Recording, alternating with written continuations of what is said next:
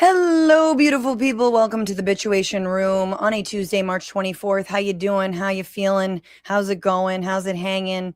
Barely hanging on to sanity in this moment as we dig into all of the things that are happening in the upside down, the reality that should have never been, the oops, drank the wrong bottle in Alice in Wonderland, whatever the hell, we drank it. Drink me, we did. And everything has been messed up since the cursed crystal has been taken. Someone put it back right now. I am your host, Francesca Fiorentini. We're going to be talking about Cuban solidarity and the many missions that are happening right now to bring much needed aid, but also just visibility and understanding with Associate Professor Christy Thornton, who has been a long time journalist writing about Latin America from a left perspective and truly a trailblazer on all this. So I'm really excited to have her here. And then yet another trailblazer, former Congresswoman Cori Bush is going to be here talking about her run back at her seat in Missouri's 1st, going at Wesley Bell, who again was only lifted into power on the back of tens of millions of dollars from the Israel lobby. So I want to talk to her about what is different this time around and also what she makes of not just everything that's happened since Kamala Harris lost the election, but how this moment really does kind of give us some hindsight into the urgency of 2021 when Cori was, squarely doing, sit-ins on the Capitol steps against trying to prevent the eviction moratorium from being lifted. These kinds of actions, it seems like maybe we needed more of them in the year 2021. So I'm really excited to dig into all of that with her. So if you are here, like and share the stream, give this podcast 5 stars wherever you listen to your podcast, support the show.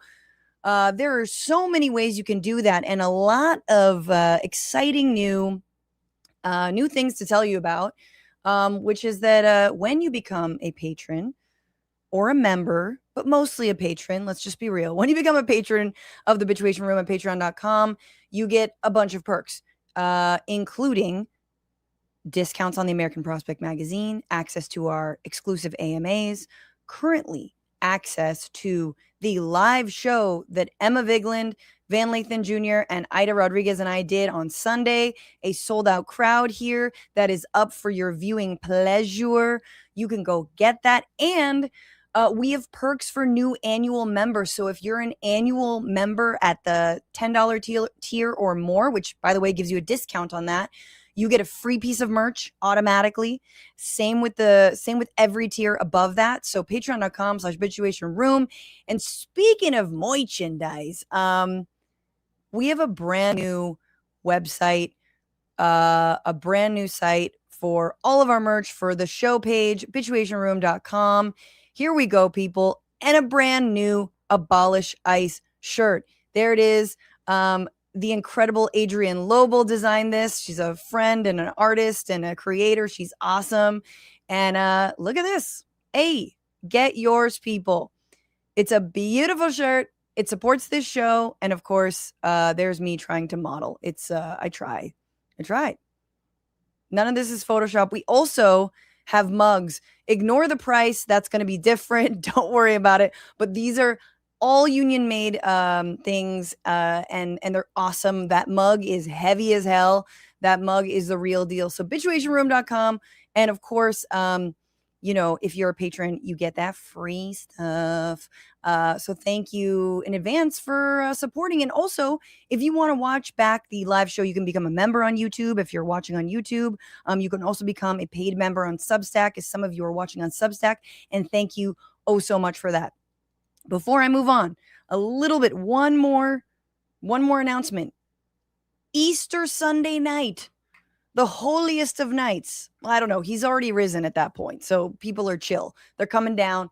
And speaking of chill, Matt and Lieb and I will be at Chill X Studio in Vancouver, BC. We are coming for you, Canada, April 5th. Get tickets wherever you're listening or watching this. I would love to see y'all there.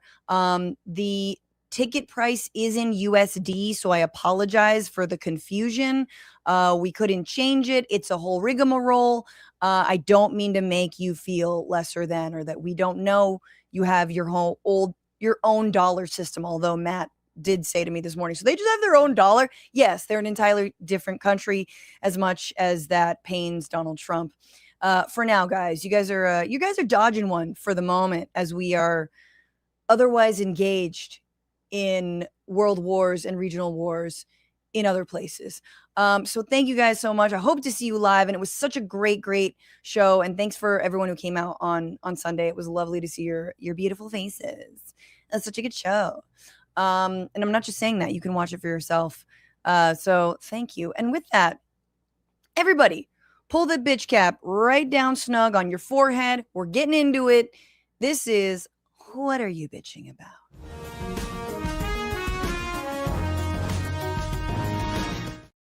So, as if air travel couldn't get any worse, Trump is now deploying ICE agents to airports across the United States. Why?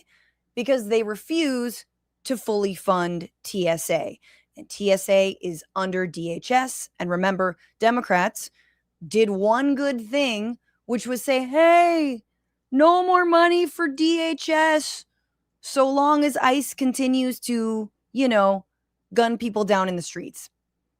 So we're a big no on that.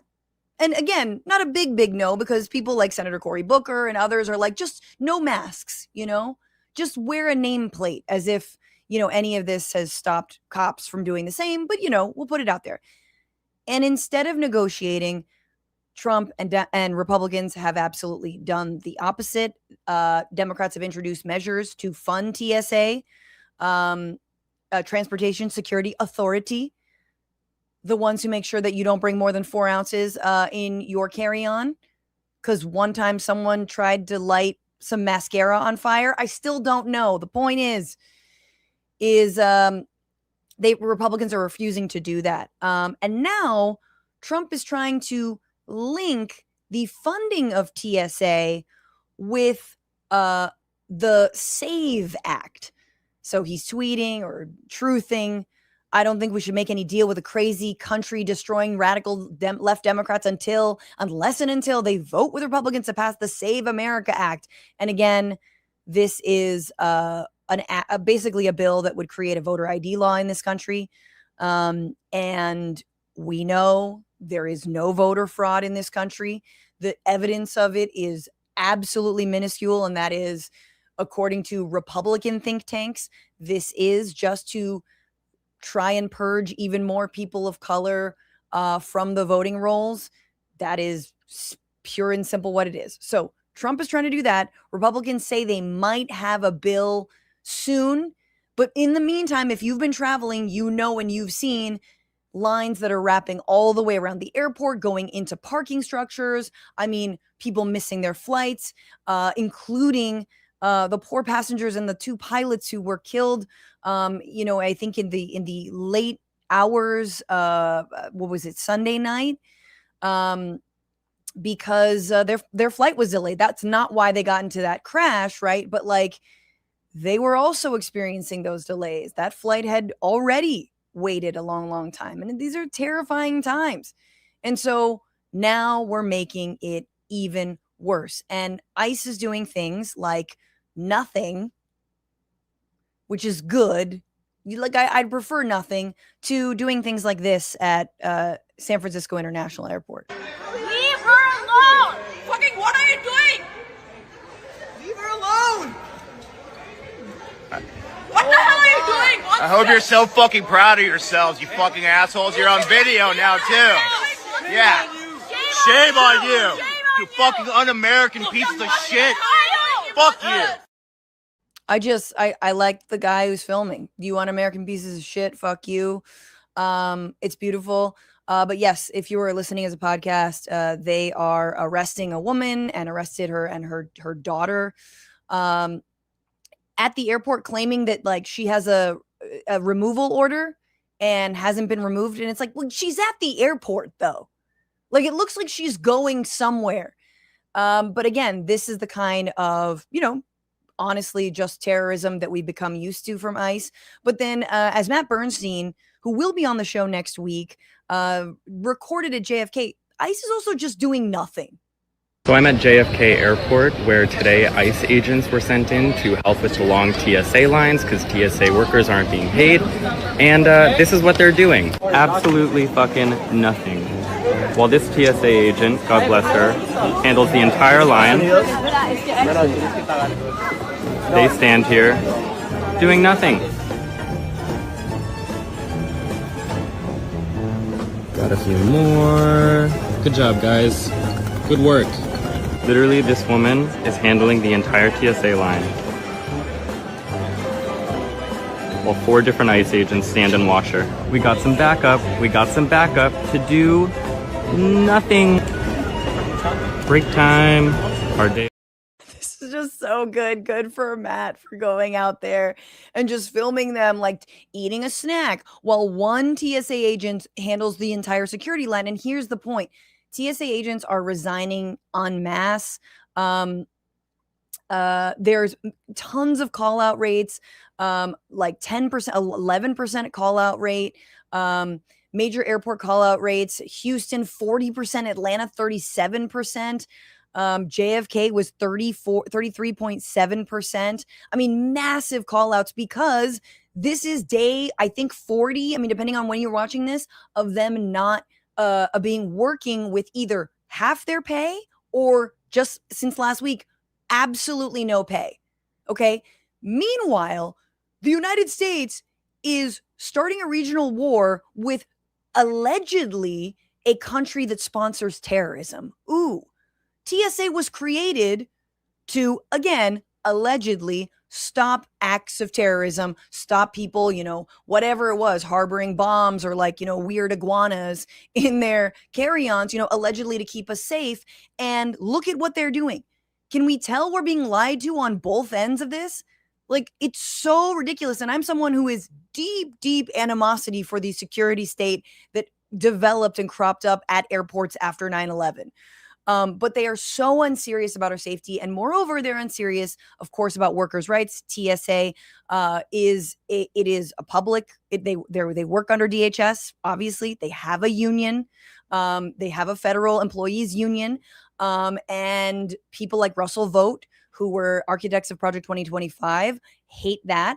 And they, in Project 2025, have laid out that they want to privatize TSA. And so this is sort of where it's all leading, right? That okay, you're just going to send your little, ethnic cleansing Gestapo in. You're going to boot out these unionized workers, whether or not we love, the regime of security that they oversee. They do deserve to be paid. And so anyway, this is frustrating on every freaking level. I hate that we live in a country where the only leverage we have over power is budget shutdowns. And it's just we just sort of ping pong through the budget. Cause again, we're never funded for more than 3 months at a time. So I don't love the strategy from Democrats, but at least they are trying. And obviously we need to know that this is squarely on Trump not trying to move. He wants the SAVE Act and he wants to privatize TSA at the same time. And I apologize to everyone who's traveling right now, including myself, because it's bad and I'm bracing myself already for it. I have pre-check. This is going to be me, but I have pre-check. Where's the pre-check line? Cries in white lady. Anyway, speaking of traveling, my next guest just came back from Cuba on a solidarity mission which there have been many, including a convoy that just arrived today, the first of 3 boats in a humanitarian flotilla that arrived with, I believe, something like 14 tons of aid to the island. Again, Cuba's economy is on the brink of collapse after the U.S. issued an oil embargo to the island. Again, the broader U.S. embargo includes many things. Gasoline was not one of those things. But ever since the U.S. abducted Nicolas Maduro, it saw that it could basically take out the, what was left of Cuban dignity by taking away their access to fuel. That's meant that hospitals are forcing to cancel things like surgeries. There have been complete island blackouts, I think at least 3 times. There is currently a Russian oil tanker headed with allegedly 750,000 tons of crude over to barrels of crude, over to Cuba. President Scheinbaum of Mexico is attempting to get humanitarian aid in, but fuel has been harder because of this blockade. And so I'm very excited to welcome someone who has been on the ground, who saw this with her own eyes, associate professor of history at New York University, who is the co-director of the History and Political Economy Project and the author of Revolution in Development, Mexico and the Governance of the Global Economy. Please welcome Christy Thornton. Hello. Hi. Hi. That was a long windup, but I wanted to give some context to this moment that we're in. But please round it out for me. What's been happening in the last couple months to Cuba? How much more dire is it than just the everyday blockade and even sort of the economic downturn that Cuba was facing in the wake of COVID? I know. Yeah, so I should say that Cuba has been suffering economically for quite a while, and particularly under the US blockade. But for a long time, Cuba was getting particularly oil aid from the Venezuelans, et cetera. Obviously, once Venezuela's own economic situation began to go south, then we started to see more pressure on Cuba. And so Mexico was stepping in with humanitarian aid, selling some oil. But in January, the Trump administration signed this executive order basically imposing an oil blockade on the island under threat of, I should say, tariffs that were then declared illegal by the Supreme Court. So there was this tiny moment of opening when we thought the Sheinbaum administration might actually be able to get some oil in because these kinds of retaliatory tariffs were declared unconstitutional. But then it became very clear that, in fact, tariffs might not be how the Trump administration reacted once they took out Nicolas Maduro, right? And once it became clear that they might actually just jump in and intervene militarily, then the Sheinbaum administration was under much more pressure and has not been able to get any oil into the country for 3 months. And so Cuba hasn't had any outside shipments of oil since January. And the situation is just very dire. I hadn't been to Cuba for more than 24 years, but everyone who has been in more recent years says that it is really the most difficult time they've ever experienced. And you can see it on the streets, right? Cars and buses aren't running. The trash trucks are not able to pick up trash.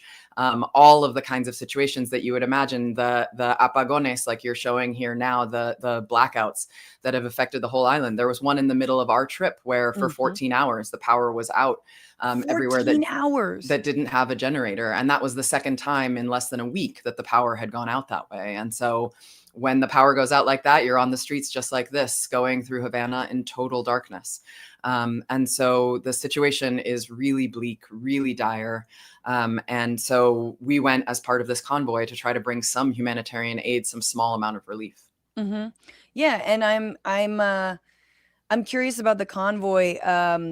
But yeah, it's interesting. You went 24 years ago. I went 10 years ago when, Obama began to normalize relations. And honestly, like under, I think, one of the best secretaries of state we've had in a really long time, John Kerry, terrible presidential candidate, really good secretary of state, honestly, and oversaw all of this normalization.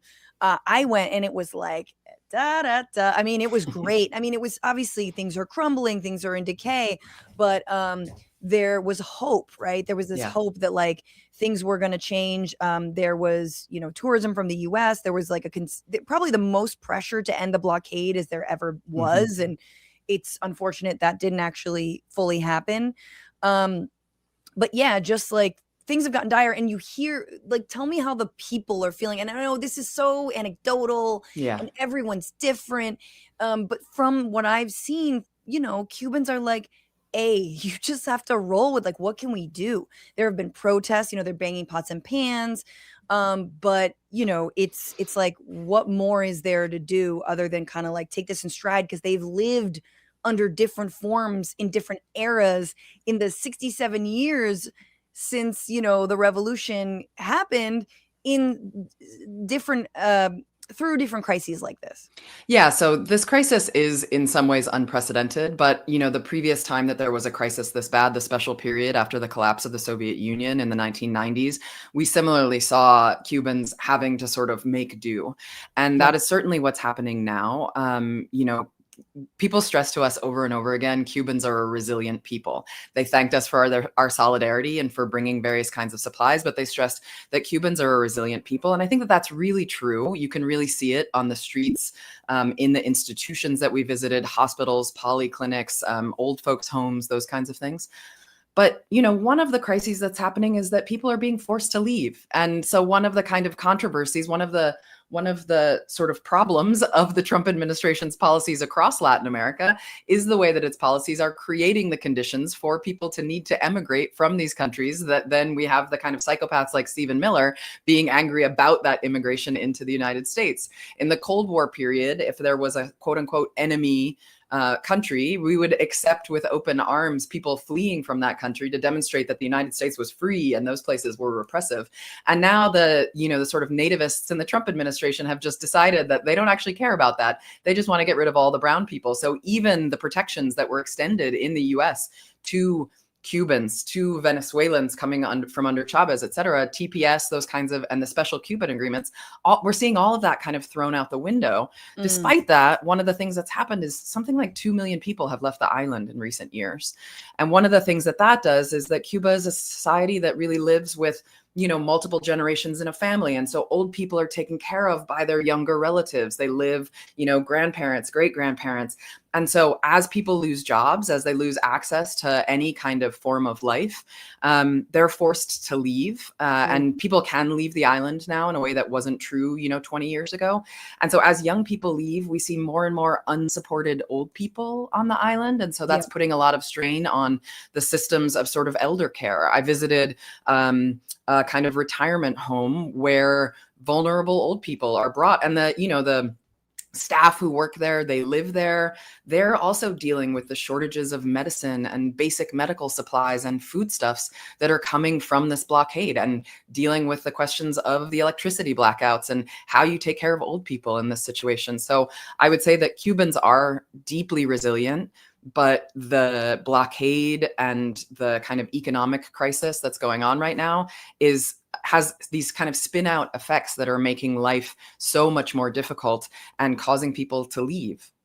I mean, and I, hate to play this, but it does feel existential, I think, for the Cuban government, because this is, like you're saying, yes, they're resilient, but this is a crisis that, unlike any of them that have come before. And yeah, you've got Narco Rubio behind the scenes licking his chops to invade Cuba, but then you also have Trump just cavalierly saying things like this. When will the United States do it?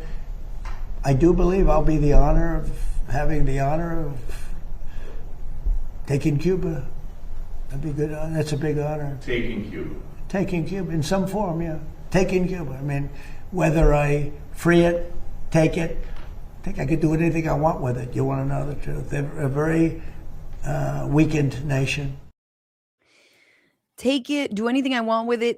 This clip actually came out when you were there. Did you ask people about it, or did people give thoughts about Trump saying, like, I'm just going to take Cuba? Yeah, I mean, people are very defiant. And, obviously in a situation of such crisis, it's not to say that there aren't people who don't think that something needs to happen. And everybody walking around the island encounters somebody who's like a sort of, yes, Trump, come in and blow up the government kind of question. Obviously, that happens everywhere. Yes. But, the question of the thing that's really striking to me about that clip is the way that this used to be a kind of subtext. It used to be, we used to say like freedom and democracy, and there should be freedom of expression, and we should allow, and now it's just like, we're going to take it. We can do whatever we want with it. Right. Yeah. And I do think that, one thing that clip betrays the idea that it would be a great honor to finally do this is very clear that that's Marco Rubio's intention here. Marco Rubio is single-minded when it comes to Cuba. The taking out of Maduro was really about this in many ways, getting to Cuba, being able to crush any sort of support for them from the Venezuelans. And so you can see Marco Rubio in that clip whispering in his ear and saying to him, it would be such a great honor for you to be able to do what no other president has been able to do for the last almost 7 decades, right? Which is finally end this regime. And so from, government officials and, various non-governmental organizations, et cetera, obviously there's a great deal of defiance. There's also a sense that, things need to change and things are changing. And so one of the kind of striking things that happens in the aftermath of that clip is that Díaz-Canel, the president of Cuba, comes out and says, okay, we're willing to make these reforms, right? We're going to allow Cubans living abroad to invest back in the island. We're going to further some of the privatizations that have been going on since the 90s, allowing entrepreneurship, that is privately owned businesses. And those are very broad across Havana now, at least. You can see private restaurants and private hotels and those sorts of things, which didn't exist the last time I was there. But, one of the things that Díaz-Canel has to say and has put on the table is that those kinds of reforms won't be possible without the end of the embargo. Right? That you can't privatize and allow this kind of commerce to happen as long as the United States continues its embargo, which says that all these kinds of commerce with Cuba are illegal according to American law. And so you can't use dollars to do these things, et cetera. So something fundamental has to change about the embargo for something to change about these kinds of private things in the Cuban economy. And thus far, Trump has, insisted that that is not on the table. And so as far as the Cubans are concerned, they're saying we can't actually do any of these kinds of liberalizing reforms unless the embargo goes. And I think that that's just obvious. And I think even more so than Venezuela, the lies about why the country is where it is economically the spin job they have to do when it comes to Cuba is wild, because it is, whatever happens, a success story. I don't care how you want to spin it. It is an interesting success story. I myself, again, 10 years ago, witnessed just some of the most striking things coming from a capitalist country, and also having lived in Latin America for many years. Number one, it was incredibly safe. I did not feel the kind of, lack of security that you feel in, places like Sao Paulo or Buenos Aires that are deeply unequal, where people, will rob you if they can, right? There is a sense that there's some basic needs being met with food, although I know that that's a lot less now, but food, housing, and healthcare, so that the level of, desperation isn't such that, there is that much crime, et cetera. So that was number one. Number two, obviously, just this is very aesthetic for me, there are no billboards. That's true. They're all for socialism. They're all for the party. I know, and it's just so beautiful to see that. But all to say, the Cuban government and the Cuban people, yes, are resilient, but also have managed to innovate and do things, even things like hurricane preparedness in ways that comparable countries, capitalist countries have not been able to do. How do you, and this sort of goes back into more of the history, but what do you think is the broader success, of this revolution, despite the embargo that has, clamped down on it?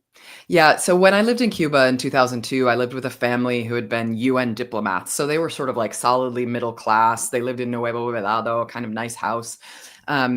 And that experience really made clear to me the extent to which, the thing that I learned in Cuba was more than one thing can be true at once. And people in Cuba just sort of sit with that reality, and that defines their daily lives. And people here sometimes say that as a way to sort of be a little bit wishy-washy and, sort of fence sit or whatever. But I think in Cuba, people really hold it in their minds. They say, okay, yes, we don't have the kind of formal liberal democracy that you all have in the US, and we see that.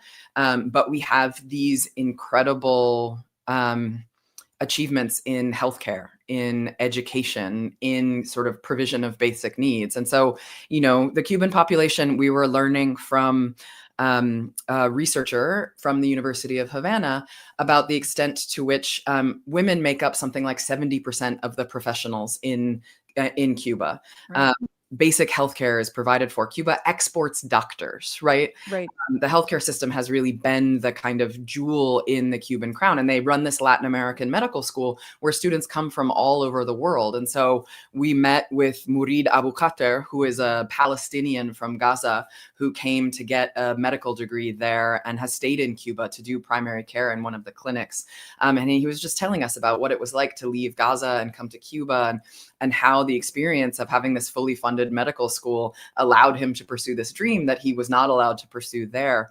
And so those kinds of things where, Cubans developed their own COVID vaccine and then exported Yes. it around the world without, under extreme duress from the US and from US pharmaceutical companies, foreign pharmaceutical companies, right? And I believe it pioneered a friend of the show's wife was researching about all the cancer vaccine. They are lung working on cancer things like vaccine. that. So Cuba has a new, the lung cancer vaccine. They have a new drug that is showing real promise in treating Alzheimer's.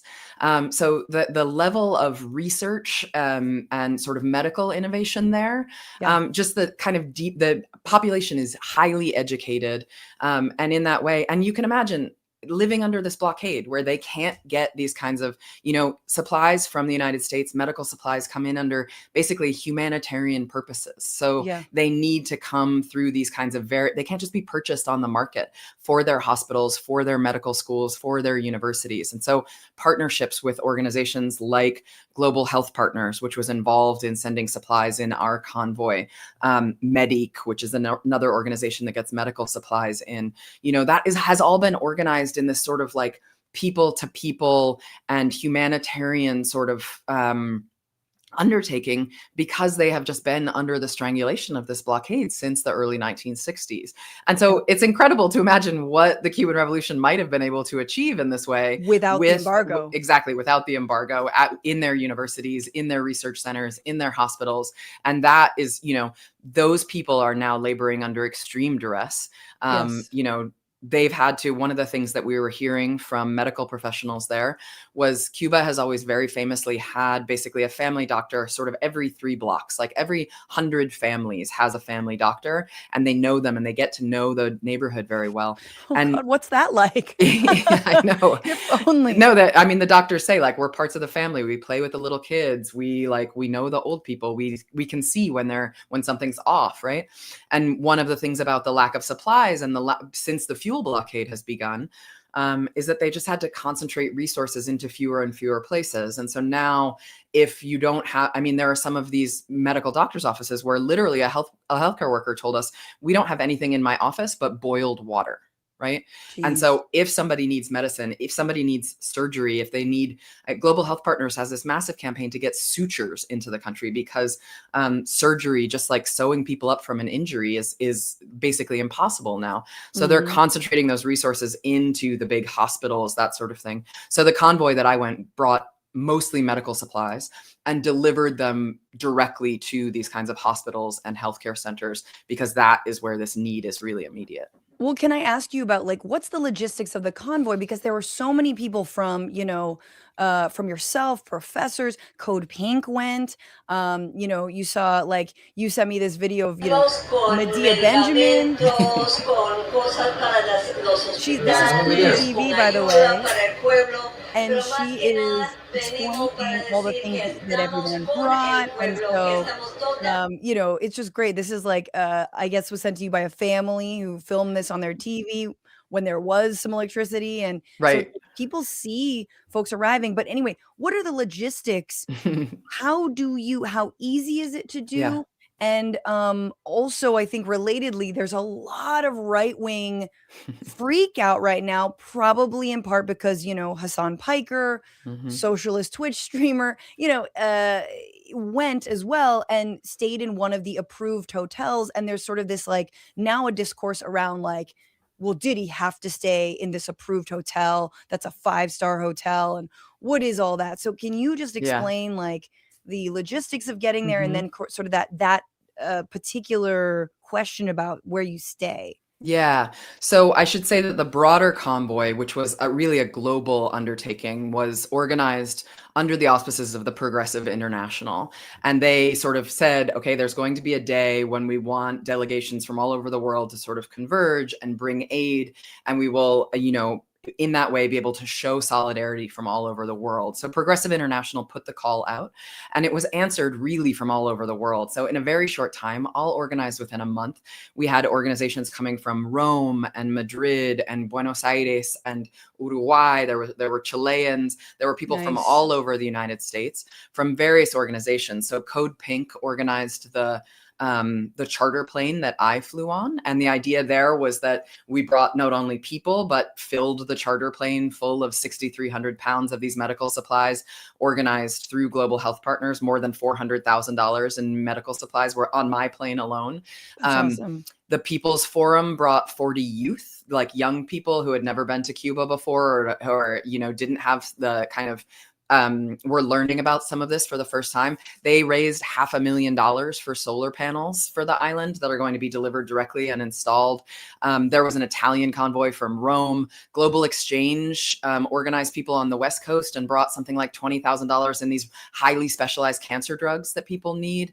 First of all, I love hearing all these groups and knowing they're still out there doing their work, and people, obviously Code Pink has been there, but People's Forum, I was just wondering, like, what are they up to? And Global Exchange, of course. Yeah. So that's awesome. And I should say that, this convoy, it's getting a little bit of attention now, I think, because one of the things that happened was that there were these influencers, people like Hasan, people like Brace Belden, and, other folks came along with us. But these happen all the time. Organizers in the United States are sending people to Cuba on these people-to-people exchanges. And that's one of the kind of incredible things that we're not taught. It's legal to travel to Cuba under the kind of restrictions of the Office of Foreign Assets Control, the Treasury Department, under certain categories. And one of those categories is support for the Cuban people. Yeah. And so you can travel as an American to Cuba to do support for the Cuban people. But there are these kinds of various restrictions, right? And so, as you mentioned, the hotel that we stayed in, there is a whole set of hotels that are, according to the blockade, that Americans are not allowed to spend money in. And so where Americans can stay has to be privately owned. And so one of the kinds of privately owned hotels in Havana are those owned by European corporations. And so we stayed in an Iberostar hotel, kind of massive Spanish hotel chain. And that one is not on the list of ones that are sanctioned by the US government, such that if I went and bought a hotel room there, I would be breaking US law. Right. So you can imagine, we took, I think Code Pink in total, 2 planes flew. I think we had 170 people. And so organizing hotel rooms for 170 people, right? We found the hotel where we could get that many hotel rooms for the weekend. And it was this one. It was this Iberostar, right? In the center of Havana.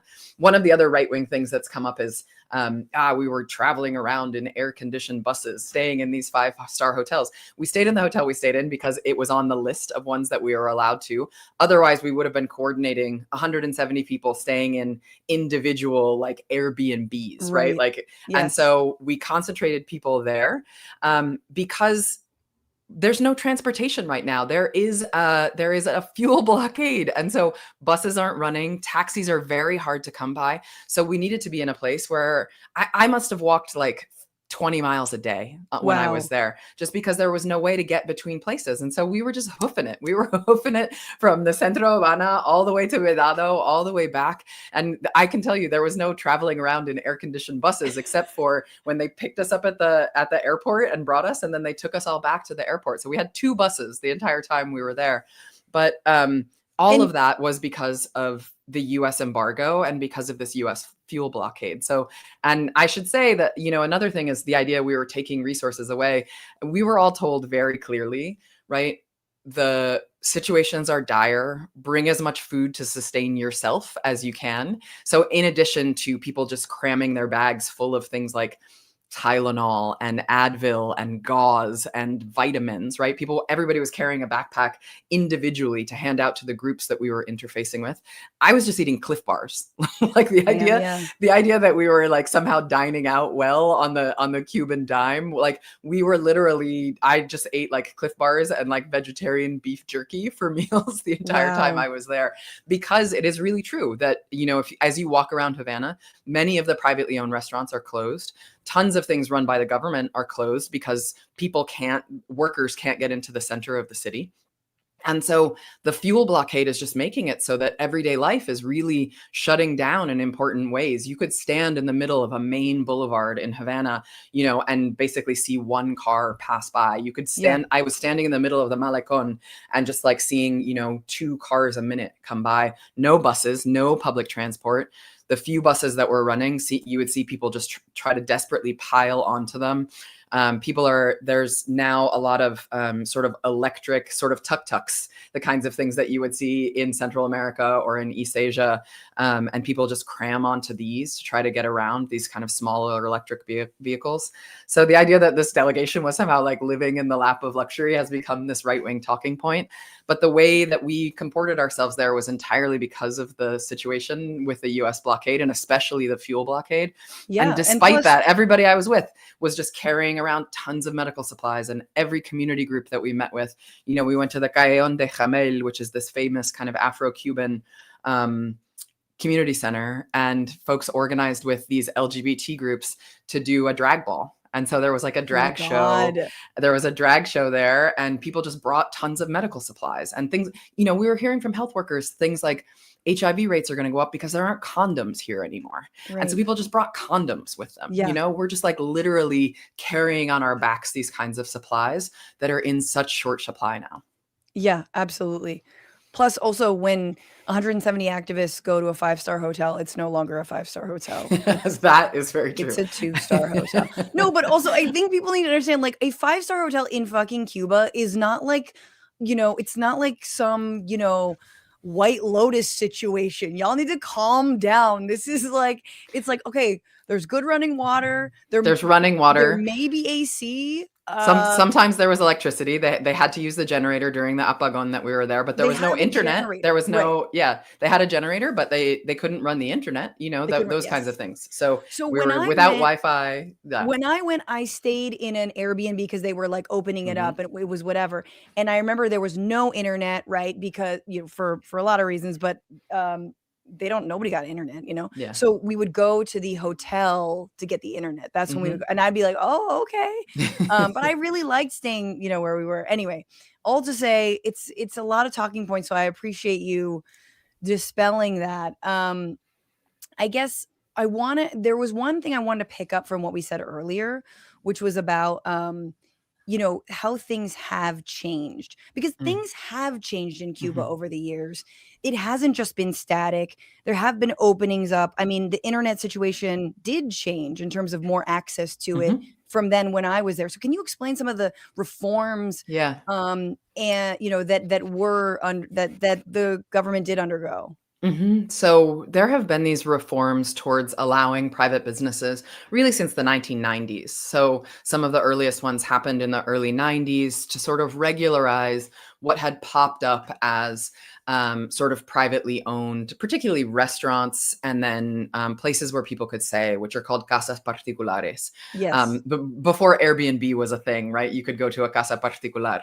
And those started to happen in the 90s. And so the government put in place some kinds of regulations to allow some of that to be regularized, to become legal. And then, you know, that sort of waxed and waned until this moment of normalization that you talked about with the Obama administration. So the Obama administration, by deciding to ease some of the travel restrictions and back off on some of the harshest parts of the embargo, recognizing that the idea of just squeezing the Cuban people until they somehow miraculously rose up against the Cuban regime, right? At that point, 50 years in, had not worked. Those kinds of regularizations then brought in a great deal more of that opening to private entrepreneurship, right? To allowing people to sort of own their own business. And generally what that means is a restaurant or a small boutique hotel. And sometimes it means a shop of some kind. So when I was first there, like stores were all government owned. The restaurants were all government owned outside of a few sort of foreign hotels, et cetera. I spent a lot of time going to these government-run vegetarian restaurants, because it was the end of the special period, the government was trying to convince people that they would be healthy if they didn't eat meat. We And so, like, never mind that there's no meat in the country, also, but we don't have any meat. But so now there are private restaurants where you can go. I went to a place. I'm still a vegetarian, so I was still just eating, arroz moro, which is just rice and beans. But there was a private restaurant where you could get like a lobster tail and that sort of thing. And that those kinds of openings have been really going on, since the Obama administration has really expanded. And so that's one of the things that Diaz-Canel has now said he will deepen, right? That they're willing to, for instance, let Cubans living abroad, not just in the United States, but elsewhere, to invest back in the country, right? To be able to begin to open some of those things up. But again, as Trump sort of clamps down and makes the embargo harder, that is just actually logistically impossible. One of the things that people might not know about Cuba is that you can't use a credit card there, right? You can't use a credit card from MasterCard or Visa. The US embargo blocks that. And so you have to bring cash. And, there is a kind of distinctive, those Cubans who have access to dollar economies, who are, somewhat adjacent to tourism, who have a private restaurant, et cetera, they can bring in dollars.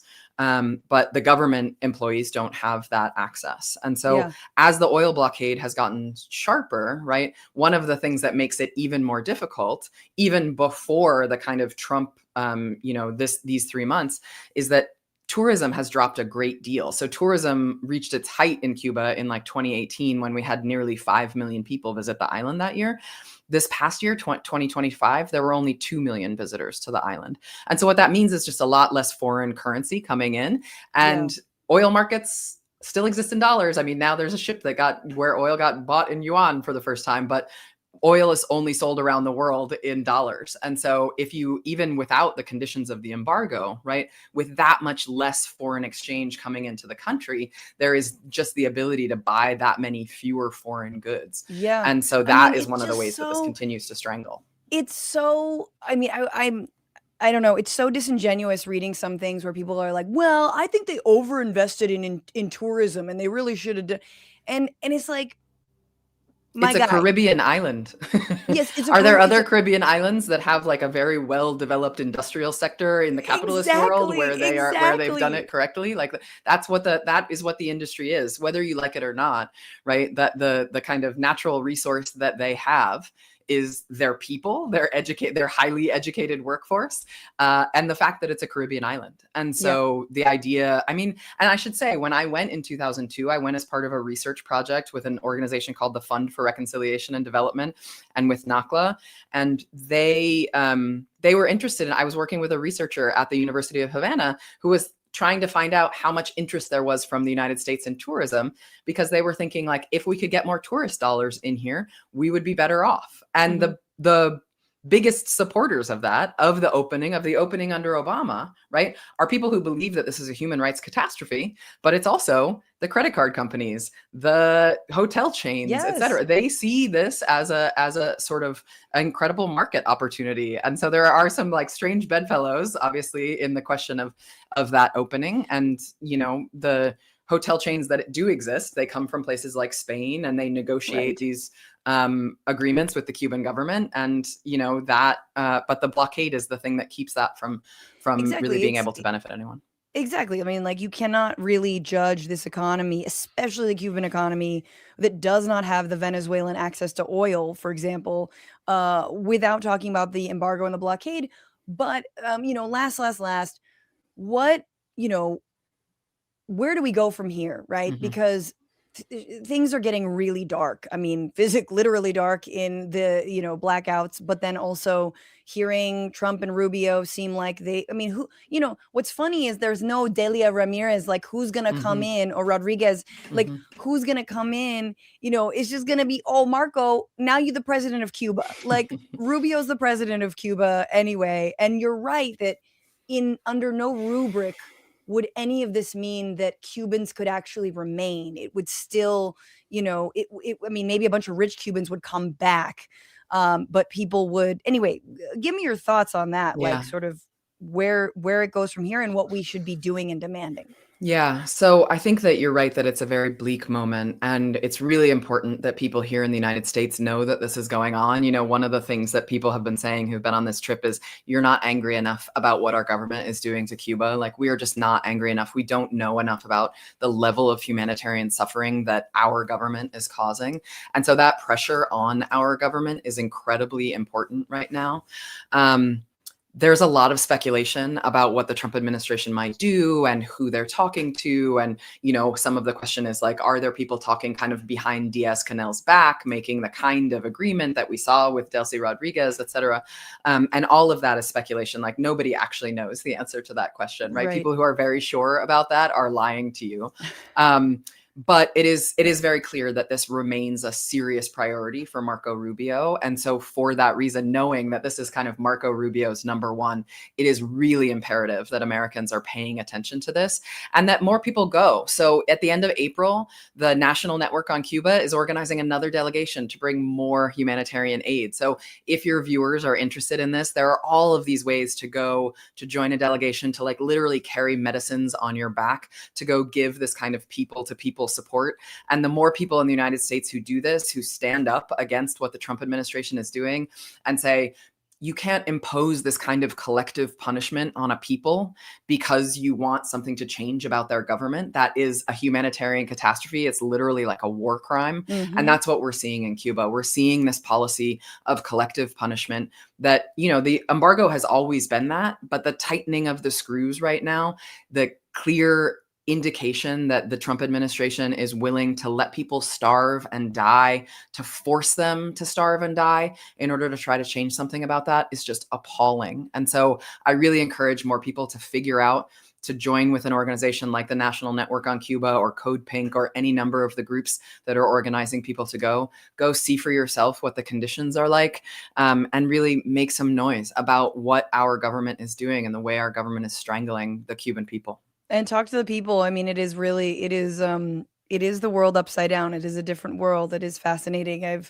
I could talk to you forever. Christy Thornton, associate professor of history at NYU, known her for so long in the lefty spaces in New York and writing about Latin America. And thank you for continuing to do this really, really important work and for spelling it out so clearly. You're awesome. Where can people follow you, or where would you like them to read your work? Yeah, so I'll be writing a piece about the delegation for the organization that I represented there, which is the North American Congress on Latin America, NACLA. You'll find all of our work and literally decades of coverage of Cuba on the website nacla.org, NACLA.org. Thanks. Please go to NACLA.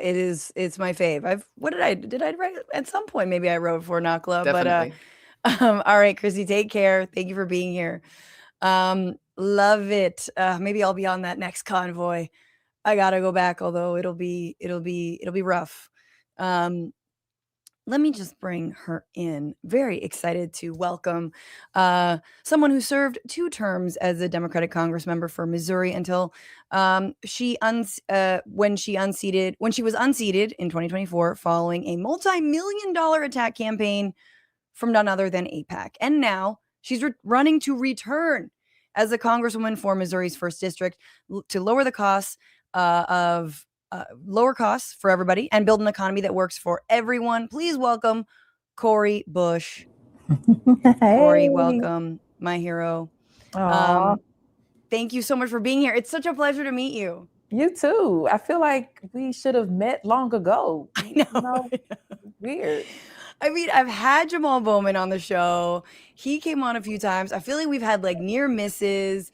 You know, I contribute to Zateo, you know, all that. But it's so good to have you on. This is really exciting. First off, when does voting begin? When's the primary? So the primary is August 4th. So I need people to let people know August 4th is the day that we need you. This is a Democratic district. We really need people to show up for the primary. August the 4th, as well as in November. But August 4th is the day when we solidify who is going to be the nominee that will carry us through in November. So we have a little bit of runway here. There's We have a some, I little bit of mean, runway, a little bit, but our no excuse absentee voting starts July 21st. So we need people ready.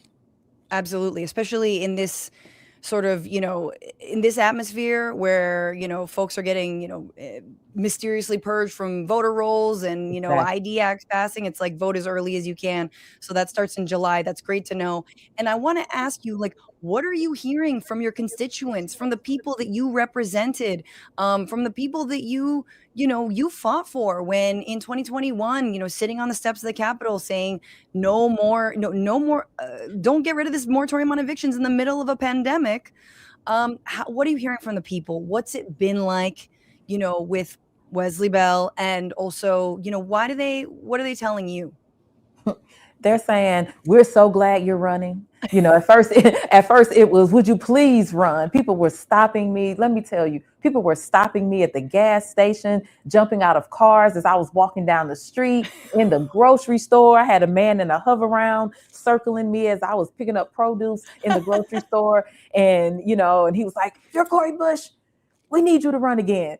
You better run again. And so the community, the momentum was there before I even decided to run. So, so we have just connected with that. The people on the ground are saying that they missed their fighter, that they were deceived. That some of them said, Cori, we thought you had it, so we just didn't push. And then some said, we listened to the lies, and now we know that all of that was just to stop you from really doing the work for us.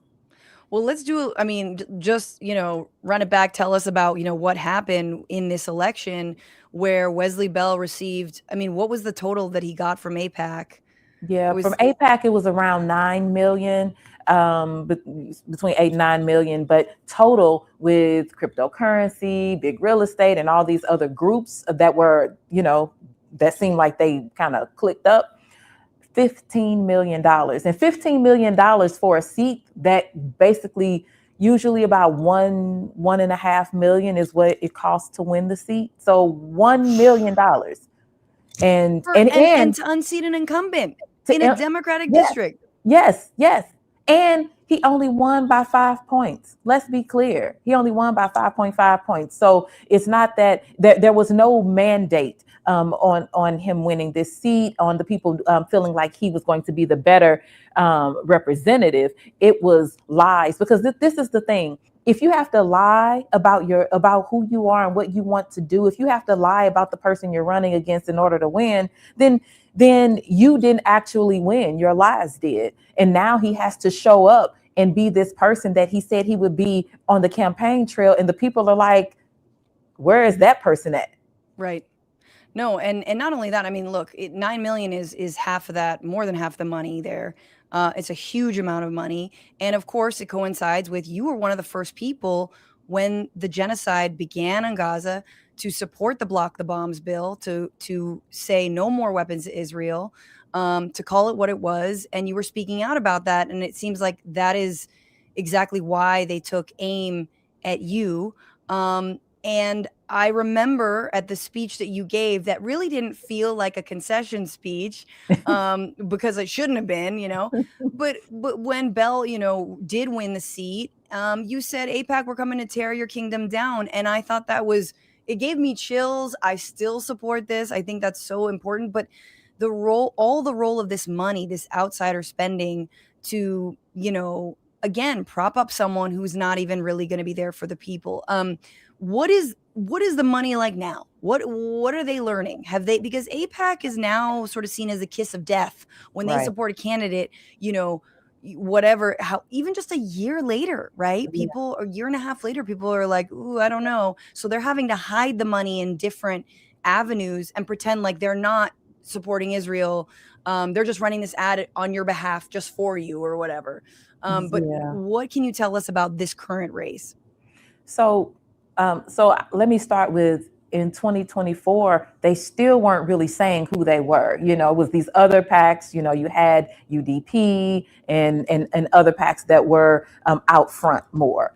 Right. Now, this time, and let me say $15 million, period, but $9 million of AIPAC money still didn't say anything about Israel, Gaza, Palestine, anything like that. It was all about Joe Biden. So they couldn't even tell the truth then. They were toxic then, but now they are so toxic. And I said it. I'm coming to tear your kingdom down. We're coming to tear your kingdom down. And so we have groups like Reject AIPAC, Track AIPAC, and all of these other folks that have been organizing to make sure that people know about this money.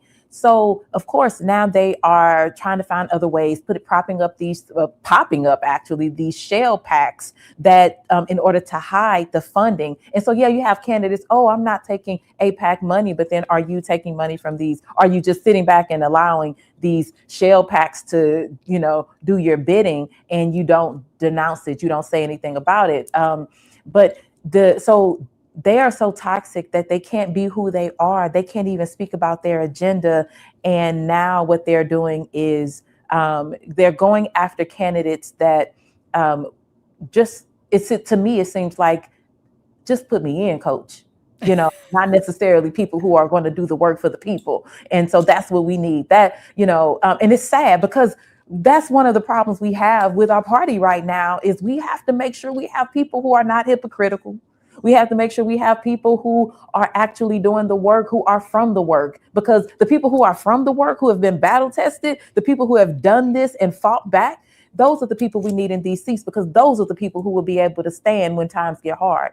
Absolutely. I mean, I want to just say that I think Wesley Bell's cynicism plays into this a lot, because we've heard him say things that we've heard other Democrats say, which is, it's okay for me to take this money from crypto, from big real estate, and you're someone who's formerly unhoused, right? The idea that you would take dark real estate or real estate money, just like, you're anyway, there couldn't be a bigger gulf between the two of you. But his argument is something we hear from other people, which is, well, they're not, me taking this money doesn't change my message, number one. And also, we need it to fight the right. I have to take this money to, get my message out there. And we have to, they say, fight fire with fire.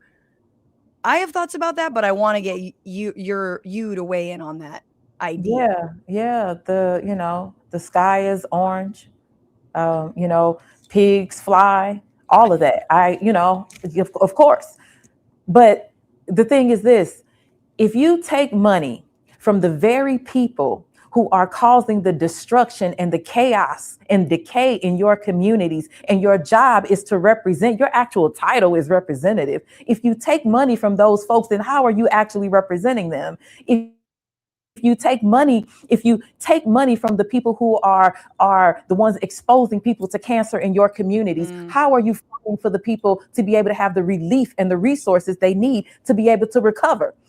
If you are the one that's taking money from these MAGA billionaires, and then you say, I'm fighting MAGA, I'm fighting against fascism, you're not fighting against fascism, you're pocketing fascism. You're giving fascism a red carpet, because you're saying, which we've seen through history, and we talk about those folks, if somebody is sliding you some money behind your back, to be able to bring destruction to your people, there's a name for that. There's a name for that. And it doesn't matter if it's $2 or $2 million. You taking money from people that want to destroy your community, and then being able to say, oh, but I'll vote against their agenda, like they don't own my vote. Oh, they absolutely do, because you better know that they'll allow you to vote certain ways on votes that they don't feel are consequential. But on votes that they need you, they're going to pick up the phone and call you. They're going to walk into your office and call you, and good doggone well that you can't tell those folks no. Why, if you believe Trump is a fascist, if you believe that Trump is attacking our fundamental rights, if you believe that Trump is trying to be a dictator in this country, he's putting us in wars we should not be in, if you believe that this man is destroying communities, that we are under attack in ways we shouldn't have been, if you believe that people should have the freedom of religion, the freedom of their own, the bodily autonomy, if you believe in civil rights and human rights, how do you take money from the one who says no to your civil rights, no to your voting rights, no to your religious freedom. No, how do you take that money? And because it's the same way that you will lie to your constituents and say, yes, I'm going to do this for you if you vote for me. And then when you get in the seat, you don't do it. Absolutely. I mean, and especially, I mean, AI and crypto, I mean, all these things are very much linked to, undermining workers and Yes. jobs, and to say nothing of your point, polluting communities. We've seen that, with all these data centers and all that. I mean, we're, it'll be like 2 years, I guess, that you've been out of office, but things have changed even and gotten even worse since you left. And I guess I want to ask, like, getting back into Congress, seeing the mess that not only MAGA is making of the government, but really that Democrats are making by not having a backbone. You see Chuck Schumer, he's hell bent on still being leader. You've got Hakeem Jeffries, who, speaking of AIPAC, says, I'll take money from whoever I want. And how dare you? And sort of, claiming that his community supports that, which is, of course, not true. You have leaders who really are not showing up for their people. And I want to ask you, going back into Congress, what do you want to do? Is it continuing where you were at? Is it, or is there a new approach? It's, give me your thoughts on walking into this Congress. Yeah. And so, people have asked me, Cori, why would you want to go back into this chaos? Yeah. One, I didn't finish what I started. So like you said, yes, I want to go back and finish the work that I started. I was able to co-found and co-chair the very first Equal Rights Amendment in the Congress, 100 years of the Equal Rights Amendment, and there had never been a home inside the Congress. And so I was able to do that work with Representative Ayanna Pressley. I'm going back to do that because we need to we need to make sure that we enshrine constitutional equality. Want to go back and push for reparations with the Reparations Now bill that I authored, and go back to do that work because this government has should have a mandate and a moral responsibility to repair the harm that it caused to our ancestors. I want to go back and push for a Medicare for all because right now we need it. We are in the situations we have right now as far as our healthcare because we didn't get a Medicare for all done when we could have done it. And so pushing for a Medicare for all, abolishing ICE. Yes, those are the things that I've been talking about that I want to continue to do that work on, police accountability and so much more. But also, I want to go back and convene differently than I did before. We were able to do a lot before, but this time I have a plan. I'm not ready to speak about it just yet because I'm coming in with something. And the thing is, this is Cori 2.0. So remember, I'm the politivist, I'm the activist and the politician. So I'm bringing that to Congress. They gave me time off to get myself together to get fired up. And so I am ready. Well, it's, from the outside, it looks like you were also one of the most ready politicians in the moment. Again, doing that sit-in, I think, really did mean a lot to people. And I want to actually get you to reflect on 2021 a little bit, because as we're in 2026 now, which God, the year last year couldn't have been any more heinous, and felt like a lifetime. But I feel like we're learning a lot of lessons about what we should have been doing in 2021 and what opportunities we missed. You were in Congress then.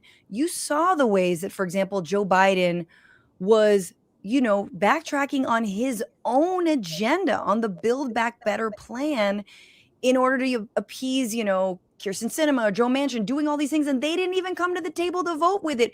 But kind of in a hindsight is 2020 way, how do you reflect on this window that there was under Biden to really change things and do something transformative? How do you think about that? I truly believe we would not have a Trump administration right now. I believe if we got the Build Back Better Act passed back then we wouldn't have had people talking about voting for Donald Trump over the price of eggs. We would have had 40 million families would have been yanked out of poverty and would have continued on that way. We would have had the biggest investment into lead pipes, the biggest investment into affordable housing, and retrofitting senior homes and homes that hadn't been touched, public housing that hadn't been touched in 30 years. We would have had universal pre-K, universal a preschool, which we haven't seen in 100 years. Do you know how many families that would have impacted for someone to say, you know what, I don't have to spend $800 on childcare anymore. That money can be put into our home. That money can go into our savings. That money can go into other areas, into healthcare and other things. So to be able to have that agenda, it would have changed so much. Yeah. Looking back at it, I'm glad I fought for it. You know, even though they used that against me in so many attack ads, I'm glad I fought for it, because at the end of the day, we have two people who were able to who use their name and their influence to steal away all of these resources that would have gone to our communities, who even right now aren't even saying they're Democrats. I think they're independents now. Yep. No, I mean, this is the thing, is like, this is why, when people tell me, hey, Francesca, you're too hard on the Democrats, we really need to fight Republicans. I'm like, no. I'm trying to get better fighters. You don't understand. We need better fighters, because the people who claim they are not. They clearly are not. You got Chuck Schumer, who's effectively for a war with Iran. A basic, but he's like, but we need to be asked, but Congress needs to be told how much is it going to be and how long is it going to last, and you got to have a plan for it. Meanwhile, I have really admired the ways that you so directly talk about, moving the war machine's money into the coffers of the people, spending locally, spending where in all the areas that we need. And I guess I did want to ask you about, 2024, Representative Summer Lee came on my show right before the election. So it was like, we didn't know what was going to happen. And I asked her, I said, if Kamala Harris wins, what are your thoughts, on that? And she was like, obviously that would be great. And I wish she would have done it by bringing more people into the coalition and more people into the fold. And of course, she didn't win. And you can my Summer Lee's words are sort of ringing in my ear, being like, it's because we didn't bring more people into that coalition, the young people, the people of color, the people who are against war. I mean, this is my read on it, but I guess, you had to be out of office during that time. And this whole, I mean, obviously that was after the primary. Give me your thoughts now on this, on Kamala Harris's loss, and what lessons Democrats need to learn in the future when we're running. I mean, you, I think, are an embodiment of it, but please, give me your thoughts on that. Yeah, well, I agree with my sister Summer Lee. I agree. That was hard. I was still, I was still in Congress at the time. I didn't leave until that January. And so being traveling around the country, hearing from people tell me that we just want someone to listen to us. Like, just talk to us, at least hear from us.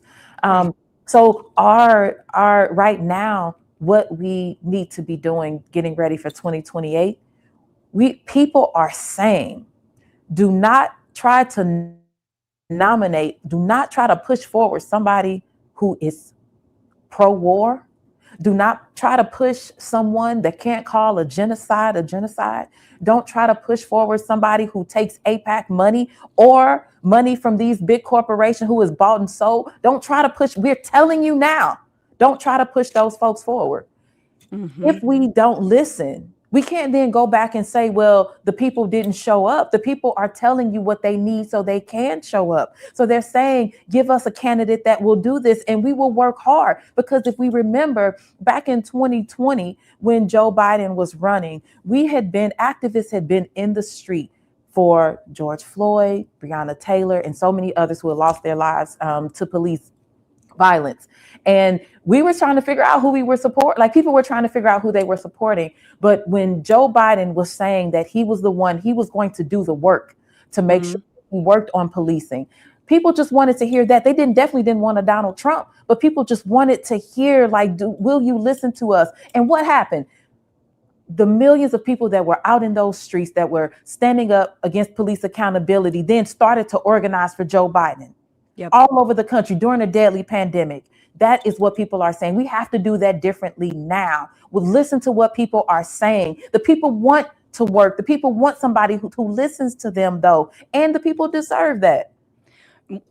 I couldn't agree more. And, as you're someone who, again, came from, as a leader in the community around Black Lives Matter, right? And I think, to me, this has been the biggest. I don't think we can ever overstate how much the Democratic Party has let the country down when it comes to I guess you called it police accountability, reform, racial justice. I mean, I think defund is a perfect slogan. I stand by it. I always will, because it means we have to reinvest in other things. I'm hearing out in LA, we have an inflated police budget. Meanwhile, we can't get streetlights fixed, et cetera, et cetera. But all to say, like, you just mentioned something that Democratic pundits can never admit, which is that the BLM movement led to Joe Biden winning. Because why? Number one, we're out in the streets. Obviously Trump is like, aggressing on people. He was sort of like the beginnings of what we see now in ICE. So people could see that, repression coming down the pike, but also Joe Biden was saying the right things. Yeah. He was able to say it. Meanwhile, 2024 rolls around. You've got this mass movement against war, against killing civilians. And Kamala Harris and Biden can't say a word about it, can't even give props to the kids in the streets who are risking it all, who are being doxxed, who are being tased, who are whatever, for standing up for human rights. And it was like nothing. And guess what? The momentum fizzled. And again, no one believes that you're going to necessarily do everything that you say on the campaign trail, especially not in the presidency, whatever. But like, they couldn't even bring themselves to promise something different. And I've heard you say that multiple times. What you just said, it's like, give people a reason to get off their couch and go vote. And it's easier to get the people in power to change than to browbeat or shame, folks who feel like their vote still doesn't matter. Right. Yeah. I mean, we switched out the people who really wanted to be there and work hard, that can push the momentum. We switched those folks out for the Cheneys and for Panetta, Yes. But Cori Bush, it is just such an honor. I'm in awe of you. I can't wait for you to get back into Congress. Thank you. I feel like you are one of the most authentic and politicians, if you even like being called that. What is politivist? But how can people donate to you, support you, make calls for you, a phone bank for you? How can we get this seat back in your hands? Yes. And I need every single one of you. I don't care if you've never phone bank before, if you've never given before. Everybody has a part in this, because we are going to take back this seat for the people. So coribush.org, CORIBUSH.org. You can go there to donate. You can go there to sign up to volunteer, and we will get in contact with you. Everybody, and we need you now. We don't need to wait. We need your help right now. Go to coribush.org and meet us there. And you can also check out our social media at Cori Bush. We're on everything. Amazing. Wonderful. And yes, thank you for running again, truly. I mean, I do feel like, you see these moments where it's like Marjorie Greene finally comes around to the right side on Gaza, but then she's like, oh, I'm out. I'm not even going to be in Congress anymore. And you're like, well, what's the point then? What is the point of you? And so I feel like, it isn't an easy job. Not everyone just takes Congress so unseriously as the right does. There are people, and not, again, and you shouldn't have to be a rich person to run and to be in office. In fact, we need people who have real life experience. So everybody go support Cori. Please phone bank for her. If you're in Missouri, get out and knock some doors, baby. Yes. Thank you so much for joining me. Thank you for having me. Such an honor. Take care. And thank you all for being here as well. Really, I love Cori's energy. She's the best. Thank you so much. Let's read some. Oh my God, Soul Life reminding me that Corn Pop was a bad dude. I had forgotten about Corn Pop. Spot Dogs, I'm loving Cori 2.0 already. Technically Clay, anybody wants to help canvas for Cori Bush? DSA is currently organizing through April. Ew. Love it. Oh, we got to do this. We have got to do this. It was Bright says AIPAC is using AI and crypto money now to rig the Democratic primaries. Yeah, I thought that like crypto super PAC was the most evil set of words I'd ever heard put together. And then now realizing that it can be like a AIPAC crypto super PAC. Like it's all awful. That's just the worst thing I've ever heard. Let's see. Thank you guys so much for the super chats. Cori Bush, thank you for running again. We need this amazing woman back in Congress, says Parker. Simba Dragon, Frantifa, Ayo. Thank you. $1,000 Cliff Bar, says Cybler. QC Man 2000 on YouTube. The Hasan hate for staying at the hotel is contrived. Indeed, it is. It is very contrived. It's so weird. Obviously, we love to single him out because, you know, he's a celeb. Roller Dragon, thank you for being a member for 9 months strong. I'm constantly amazed at how well the right chops word salad live and gets away with it. What's our plan to root out the liars? I mean, we should pass cognitive tests openly. Like, you should be able to understand, you know, you Christy Nome out here, like, you know what, not understanding what habeas corpus is. But again, she's gone now, I guess. But my favorite thing, which by the way, we've got Mark Wayne Mullen, who had some moments where he seemed like he was apologizing for ICE's behavior. And trust, guys, this is all window dressing. Ken Klippenstein has a piece out where he basically says this is a success of the movement. I agree with that take, but I also think they're trying to do window dressing. They're obviously resisting any calls to lower funding for ICE. They don't want any reforms for ICE. So them swapping out Mark Wayne Mullen is, again, pure dog and pony show. But Mark Wayne Mullen also said, and I quote, I'm not the smartest guy in any room. And I just love that. I think, look, there's a certain amount of honesty that you need from your DHS heads. Moondragon, thank you, says, awesome live set as always. Candidate pageant was my favorite part. Just a word that Paramount has already canceled the Starfleet Academy. Oh, is that a show that I should know about? Thank you. Yes, guys, if you haven't seen our live show, I think we might make the candidate pageant open for all. So, because that was just too much fun. Local candidates here. And we have so many new members that you get shout outs during the fart song that is coming. Ahora. Thank you guys so much for supporting the show. And, you know, make sure if you are an annual sub, you get free merch. So, and of course, you get this.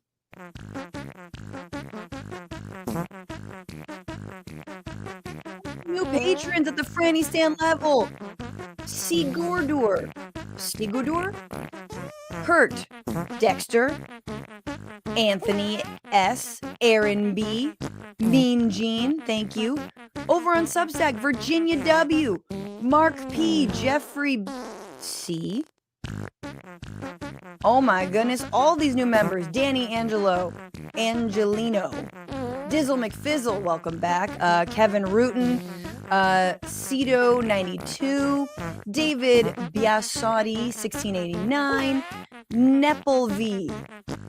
That sounds like, you know, it's fine. Lou Holt, Miss DeBus, Ratifa 6803, Colin Michael O'Connor, Nate Sludge, Stephen 8CA 2335, It Was Bright 9776. Thank you guys for being new members. Bienvenidos to the Frantifa. Thank you, Fascist Killer. Resubscribe. Says, as a Cuban American growing up in the 80s, I was really lucky to be born on this side of the embargo. My parents' family, not so much. This is just a continuation of the old policies, but just hoods off and pedal to the metal.